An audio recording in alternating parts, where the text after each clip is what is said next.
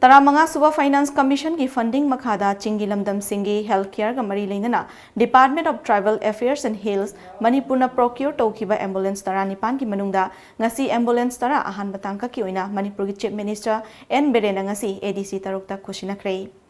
CM Banglo mamang ngasi pangthokkiba ambulance Khutsinnakhre thoram aduga mari leinana Department of Tribal Affairs and Hills Manipur ki Director C Arthur Urchiona TOMTV da Fongdorakkibada apunba ambulance tara nipan ki manungda ngasi Ahanba Tangkakki Oina ambulance tara yenthokliba asi Churachandpur Chandel Kangpokpi Urkhul Tamenglong amadi Senapati ki ADC singda district CMO singi khuthangda yenthokibani